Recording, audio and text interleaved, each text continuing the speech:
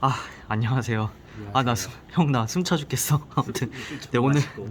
오늘 해줄 이야기가 뭐라고요? 어, 오늘 해줄 네. 이야기는 뭐 지금의 찍는 콘텐츠의 결론은 뭐니 뭐니 해도 전기차다. 그러니까 오늘은 그러면 전기차를 왜 사야 되는지에 대한 얘기를 해준다는 거죠. 그쵸? 그랬을 잠깐만. 때는 전기차를 그러니까 왜 사야 된다고요? 음, 100년 넘은 시간 동안 이제 우리의 에너지에는 석유가 있었잖아. 네, 석유가 있었죠. 근데 지금은 이 석유에서 전기로 넘어가는 에너지 대트랜지션의 길목에 있는 시점이란 말이지. 음, 그랬을 때 지금 단기적으로 전기차가 많이 조정을 받았잖아. 네, 전기차가 조정을 좀 받았고, 전기차가 조정을 받은 이유부터 이제 우리가 네. 알아야겠지. 어, 전기차가 앞으로 성장할 거는 누구나 다 알 건데 아마 대부분의 투자자들이 이러한 과거에 뭐 1년 전에 투자해서 지금 많이 물려 있거나 아니면 지금 진입해가지고 최근에 뭐 테슬라를 포함해서 전기차 주가들이 폭락폭이 큰데 이게 들고 가야 되는지 해서 되게 불안할 거란 말이지. 그래서 이게 불안한 이유는 원인을 잘 모르기 때문이야. 왜 네. 주가가 네. 이렇게 변동이 심한지. 그럼 진짜 이유를 이제 말해주는 거죠? 그치? 네. 이제 첫 번째라고 할 이유가 있을까요? 첫 번째라고 할 이유는 당연히 이제 거시경제적인 이슈가 네. 크지. 전기차도 네. 어떻게 보면 하나의 자동차잖아. 네. 자동차는 이제 우리가 필수 소비재가 아닌 네. 경기 소비재에 그쵸, 속한단 말이지. 경기의 변동을 타는. 그 말은 그 돈이 있으면 사고 돈이 없으면 안 산다는 말이죠. 그치. 네. 근데 최근에 알다시피 이제 네. 모든 원자재 가격이 급등하고 특히 원자재 중에서도 우리의 생활에 가장 밀접한 영향을 미치는 곡물 가격부터 시작해서 일단 난방비, 냉난방비, 그다음에 휘발유, 경유 모든 가격이 치솟기 시작하니까 여기에 이제 인플레이션으로 인해서 이제 금리 인상기 시기까지 겹쳐버리니까 이제 전월세 가격, 그다음에 이제 주택담보대출까지 오르는 우리가 쓸 수 있는 돈이 없어지는, 그래서 자동차의 수요에 이제 수요가 약간 위축되는 그러한 국면에 들어섰다라는 게 이제 첫 번째로 이제 전기차 산업의 이제 주가가 흔들리는 이유지. 그러니까 인플레이션 때문에 소비자들이 쓸 돈이 적어져서 이제 이 자동차를 살 수가 없게 됐다라는 라는 우려가 있는 거지. 그런 우려 때문에 전기차 주가가 첫 번째 이유로 조정을 받았고, 그다음에 두 번째로는 이제 단순히 이러한 1차 원자재 시장에서 이제 메탈 가격까지 상승했단 말이지. 전기차의 구성 요소 중에 50%에서 60%는 이제 배터리 가격인데 배터리의 이제 원재료인 니켈, 그다음에 리튬, 그다음에 코발트 모든 가격이 급등했기 때문에 전기차 가격도 많이 올랐단 말이야. 그다음에 배터리로만 만들어지는 게 아니라 전기차는 이제 알루미늄부터 시작해가지고 여러 가지 철로 만들어지니까 그리고 강철 가격도 그다음에 알루미늄 가격도 급등했기 때문에 전기차 가격이 올라간 거지. 그래서 전기차 가격도 올라갔고 소비자들이 살 수 있는 소비력도 줄어드니까 이게 앞으로 전기차가 뭐 매년 33%에서 50% 성장할 줄 알았는데 지금 이러한 국면에서는 좀 성장률이 둔화되는 게 아니냐라는 우려가 이제 또 생긴 거지. 그러니까 또 두 번째 이유로 메탈 가격이 상승하면서 배터리의 많은 부분을 차지하고 있던 원가 부분이 상승을 하게 됐고 차 가격도 올랐고 그러니까 이제 앞으로 원래는 30%가 넘게 연평균 성장할 거라고 봤던 게 이제 가능할까라는 의문이 붙었다는 말이죠. 그치. 이건 또 크지 않은데 이제 전기차의 여러 가지 기능이 완전히 달려서 나오지 않고 있거든. 그러니까 이건 세 번째 이유인 거죠? 왜냐면 이제 차량용 반도체 이슈가 아직까지도 있으니까 예를 들어 뭐 USB 포탑 이런 게 뭐 원래 3개 달려야 되는데 2개만 달려 나온다 막 이런 식으로 종합해 보면 소비자가 쓸 돈은 적어지고 자동차 가격은 올라가고 자동차의 이러한 뭐라 해야 되지, 품질은 좀 낮아지는 전기차에 그러한 이슈가 있었던 거지 지금까지는. 그렇게 세 가지 전기차 조종의 이유에 대해서 들어봤고요. 그러면 이제 다음에 해주실 이야기는? 그럼에도 불구하고 전기차를 사야 되는 이유에 이제 말해야겠는 거지. 네네, 알겠습니다. 지금까지 이런 세 가지 이슈는 우리가 전통적으로 이제 산업을 분석하는 애널리스트 입장이나 기업을 분석하는 애널리스트 입장에서는 이제 이런 식으로 바라봤는데 이제 전체 시장을 바라보는 크게 매크로적인 이슈를 바라봤을 때는 이제 전기차는 과거와 다른 관점으로 바라봐야 될 것 같아. 과거에는 어떤 관점으로 바라봤는데요? 이제 전기차라고 하면 이제는 경제적인 관점으로 좀 바라보는 것 같아. 내연기관 자동차 대비 얼마나 성능이 우수하냐, 가성비가 얼마나 좋냐, 그리고 소비자가 이 전기차를 샀을 때 내연기관 대비 얼마나 만족도가 있느냐, 이런 식으로 이제 대체제나 이런 경쟁 제품 관계에서 우리가 많이 분석했거든. 그러니까 경제적 관점에서만 많이 바라봤다는 말씀이죠? 그치. 과거에는? 근데 이제 이러한 러시아 우크라이나 사태로 넘어가면서 이제 에너지 안보의 관점에서 전기차를 바라보기 시작하는 게 맞는 것 같아. 아, 이제 에너지 안보의 관점으로 넘어온 전기차. 예를 들어서 네. 이제 우리나라도 그렇지만 대부분의 이제 유럽 국가나 그다음에 중국 국가는 원유 순수입국이거든. 원유를 순수출하는 국가는 러시아랑 이제 중동이 대표적이겠지. 미국도 순수출국인 걸로 알고 있고. 네. 에너지를 원유를 순수출하는 국가들이 이게 자원을 무기화해가지고 이제 이걸로 단어가 생각이 안 났어. 무슨 단어요? 자원 민족주의로 가고 있거든. 자원 민족주의. 그래서 이제 각국이 에너지 안보가 이제 많이 취약했다는 거 이제 깨달은 거지. 대표적으로 이제 독일 같은 경우는 러시아의 천연가스에 많이 의존하다가 이번에 러우 사태 터지고 이제 어떤 쪽도 손쉽게 편을 들지 못하고 있는 상황이잖아. 그쵸. 마찬가지로 중동도 우리가 생각하기에는 원유 수출국이니까 지금의 물가 성장률이 낮고 GDP가 쭉 올라가고 기름 팔아가지고 좋을 것만 같지만 사실은 얘네들도 곡물이 되게 취약하거든. 그래서 얘네들이 곡물을 주로 수입하는 국가는 러시아, 벨라루스 이러한 동부권이고 그렇기 때문에 얘네도 이제 나름 이제 에너지 안보, 곡물 안보라고 해야 되나 이런 쪽. 그럼 중동이 지금 함부로 증산을 또 못하는 게 이런 이유도 있겠네요.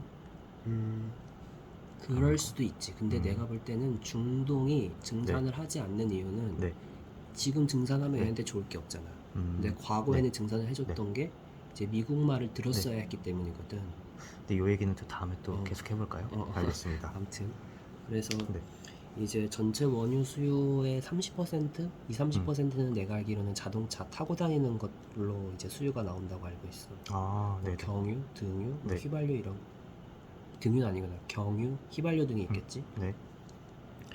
경유, 휘발유를 지금 당장 대체할 수 있는 거는 전기차인 거고. 그치? 이거는 내가 계산한 건 아니고 그 책에서 나온 건데 그 빌띵땡츠가 쓴 책이 있어. 빌 게이츠 아니에요? 말하면 안 되는 건가? 전체 에너지의 30%는 타고 다니는 거에서 나온다고 하더라고. 우리가 뭔가를 만들고 그리고 만드는데도 에너지가 많이 들어가겠지만 그 만드는데 에너지는 보통 원자력으로 우리가 지금 당장 대체한다고 하더라도 이게 짓는데 한 7년 걸리니까 이게 지는 데는 시간이 걸리는 거고 그렇다고 화력 발전으로 돌아갈 수는 없잖아. 그렇죠. 그리고 얘네들이 탄소 중립한다고 해서 여러 가지 탄소 포집 같은 걸 한다고 해도 이게 당장 바뀔 수가 없거든, 산업이. 왜냐면 이거는 어느 한 인도나 신흥국 같은 곳에서 얘네들도 경제 발전을 중국처럼 빨리 일으켜가지고 이렇게 국민 모두가 잘 사는 그러한 비즈니스 모델로 가고 싶어 한단 말이지. 그렇죠. 근데 그러려면 화력 발전을 해야 돼. 근데 이제 EU나 각국 선진국에서 화력 발전을 하면 금융 지원을 해주지 않겠다. 그러면서 발목을 잡고 있거든. 그렇기 때문에 그럼에도 불구하고 얘네들은 화력 발전을 하고 싶어해. 빨리 경쟁 성장을 일으키기 위해서. 얘네가 화력 발전을 막 키워. 그러면 이제 탄소 중립으로 가는 이런 선진국에서는 이제 비교가 안 되겠지. 화력 발전에서 넘어가는 신재생 쪽으로 뭔가의 산업을 키우려고 하면 단가 우위에서 질 거 아니야. 비싸게 만들어야 되니까. 그쵸, 비싸죠. 신재생은. 이쪽에서도 에너지 전환이 쉽지가 않아. 그런 이슈 때문에. 그러면 우리가 지금 그 다음에 또 많은 쪽이 이제 우리가 먹는 거, 뭔가 그 소나 돼지, 가축 이런 데서 또 많은 이산화탄소, 메탄이 나온다고 하더라고. 이것도 바꿀 수가 없어. 그쵸, 먹는 걸 바꾸긴 하는데. 그래서 우리가 지금 당장 바꿀 수 있는 거는 타고 다니는 거. 이쪽에서 이제 에너지 전환이 가장 빠르게 일어날 거란 말이에요. 아, 그러니까 지금 산업의 이런 것들, 어떤 것들을 에너지 전환을 할 수 있을까를 살펴봤을 때 가장 빠르게 전환이 가능한 것이 결국에는 현실적으로 빠르게 가는 것이 자동차다라는 거죠. 자동차의 전기차다. 또 네. 우리가 생각해 볼 수 있는 게 그러면 LNG는요? 라고 네. 또 물어볼 수 있잖아요. 그쵸. 이번에 러시아가 네. 우크라이나를 통해서 오는 LNG 네. 가스관을 잠그면서 네. 그리고 유럽이 러시아로부터의 천연가스, 네. 그다음에 원유를 금수도치를 취하면서 네. 유럽 내 이제 물가 상승이 가파르게 올라가고 있잖아요. 그렇죠. 그래서 지금 원유를 당장 대체할 수 있는 거는 LNG다. 그래서 LNG가 되게 뜨고 있는데 LNG라는 거는 기체잖아요. 그쵸. 기체를 이제 네. 갖고 와서 네. 유럽으로 갖고 와서 이거를 이제 산업에서 쓰려면 음. 막대한 인프라 투자가 들어가야 되거든. 다시 네. 밑에 관을 다시 쭉 깔고 그리고 그 이제 PNG라고 해서 파이프로 갖고 오다가 네. 이제 러시아 쪽에서 안 갖고 온다 했으니 네. 그러면 이제 이거를 배로 갖고 와야 되는데 네. 배를 LNG 선을 건조하는 데만 뭐 네. 2년 정도 걸린다 하더라고. 아, 지금 배를 건조하는 데만 2년이 걸린다고요? 근데 이게 지금 수주가 다 차 있어가지고 네. 지금 주문한다고 하면 더 늦게 받겠지. 그쵸. 자기 차례가 오려면. 네. 배만 만들면 끝이냐? 배를 갖고 와서 이 액화된 거를 다시 기화시켜야 될 거 아니야. 네. 그러면 LNG 터미널을 또 지어야 된단 말이지. 아, 미쳤네. 인프라가 굉장히 많이 필요하구나. LNG 터미널은 아무리 빨리 지어져야 네. 2024년 말이야. 그렇다 하더라고. 네. LNG 터미널은 2024년. LNG 터미널만 지으면 되냐? 네. 그것도 보관 시설도 지어야 되잖아. 아, 그쵸. 보관 시설도 짓고 네. 그거를 다시 각국이나 각 그 가정으로 또 쏴줄 수 보내줘야지. 있는 이런 관도 어느 정도 조정이 필요할 거고. 음. 이게 한두 푼 드는 돈이 아니고 하루 이틀 걸리는 일도 아니니까 지금 당장은 네. 쉽지 않다. 그래서 네. 남은 22년 말, 23년 네. 유럽의 이제 경제는 네. 매우 안 좋을 거다. 왜냐하면 모든 물가가 치솟을 테고 이 물가를 치솟는 근본이 되는 에너지를 통제할 힘이 없거든요. 얘는. 결국 이 인플레이션 때문에 유럽 경제가 매우 안 좋을 거라고 지금 보는 거죠. 근데 유럽의 경제가 안 좋지만 이 침체는 우리가 항상 그래왔듯 언젠가는 지나가. 에너지 가격도 정상화될 시점이 올 거고. 네. 그러면 이 침체기가 끝나서 다시 화랑을 뜰 때 유럽은 이 근본 원인을 고쳐놓지 않고 화랑기를 맞을 수 있냐? 그렇지 않거든. 왜냐면 항상 이 문제를 고치지 않고 가면 항상 이러한 에너지 안보에 노출되어 있는 계속 러시아가 뭐라고 하면 뭐 한 말도 그치. 못하고 이러한 좀 외교적으로 좀 항상 열위에 있는 상태일 수 있거든. 그래서 이러한 침체기를 겪는 이 시기에 유럽은 대규모 인프라 투자를 할 가능성이 높고 네. 그리고 얘네들이 지금 돈을 쫙 풀어가지고 다시 한번 이제 이 산업 구조를 변화시킬 거라는 거지. 그러면 형 말은 침체기의 이 인프라 투자는 결국에 전기차를 그치? 이렇게 할 수 있는 그런 인프라를 깔게 될 거고 그리고 이제 경기를 부양하는 쪽은 또 전기차가 될 거다라는 말인 거네요. 그치. 근데 뭐 굳이 전기차로만 내가 말을 했지만 첫 번째로는 LNG 프로젝트에 무조건 이제 우선 할당되겠지. 예산안이 LNG나 장기적으로. 그 다음에 이제 전기차에 보조금이 다시 부활할 거고. 왜냐면 지금 전기차 가격이 너무 높은데 유럽인들은 지금 당장 타고 다닐 게 필요하니까 내연기관차를 살 수도 있단 말이야. 그러면 이 전기차 내연기관의 이러한 아직까지는 이제 우위로 봤을 때 내연기관이 더 메리트가 있는데 이거를 정부에서 전기차를 사게끔 유도할 거란 말이지. 돈을 줘서. 이러한 상황이 지금 중국에서 일어나고 있어. 그쵸. 작년 말쯤에 중국이 이제 전기차가 이제 자생할 수 있다. 내연기관이랑 경쟁해도 충분히 메리트가 있다면서 보조금을 이제 줄여왔잖아. 그쵸, 근데 최근에 다시 부활하고 있고 여러 지역에서. 그래서 유럽도 똑같은 방향이고 더 다급한 건 아마 유럽일 거야. 결국엔 전기차 보조금이 다시 유럽에서 부활할 수밖에 없다. 그리고 다음으로는 이제 이 유럽이나 미국이나 그 전기차의 그런 생태계를 자국 내로 끌어들이고자 하는 유인이 굉장히 강할 거야. 그치? 왜냐면 이번에 네. 반도체 부족 사태도 봤듯이 네. 이게 뭐 만들어지는 여러 서플라이 체인에서 너무 복잡하게 얽혀 있다 보니까 네. 어느 곳에서 바틀렉이 걸리면 연쇄적으로 바틀렉이 일어나면서 저 어디 하나의 문제만 터지면 다 같이 문제가 생기는 그러한 상황이 있었잖아. 네. 그리고 이번에도 에너지 안보 측면에서 봤을 때는 그 자국 내에서 뭔가 발생해도 네. 그 자국 내에서 이제 해결할 수 있게끔 네. 그러한 인식이 되게 강해졌단 말이지. 음. 그래서 아마 우리나라의 3사들, 셀업체 네. 3사들도 다 유럽, 미국으로 다 가고 있고 네. 아무리 뭐 에너지 그 비용이 높고 네. 아무리 뭐 인건비가 높아도 네. 결국에는 그러한 각국의 니즈에 맞게 이제 해외로 진출하는 거지. 그래서 미국에서도 이번에 뭐 현대차가 전기차 공장을 뭐 간다고 하잖아. 그쵸. 엄청난 그 인센티브를 받고 가잖아. 아, 이것도 다 그 나라의 네. 세금이지. 그쵸. 그래서 전기차 생태계를 자국 내로 유인하려고 하는 여러 가지 이제 세금 혜택이나 인센티브도 막 쏟아질 거란 말이에요. 네. 그거에 따라서 더 이제 드라이버가 걸리는 거. 에 대한 그런 드라이브가 걸린다. 이거는 경제적인 논리가 아닌 거지. 그쵸. 이제 정치적인 논리로 이제 바라보기 시작하는 거지.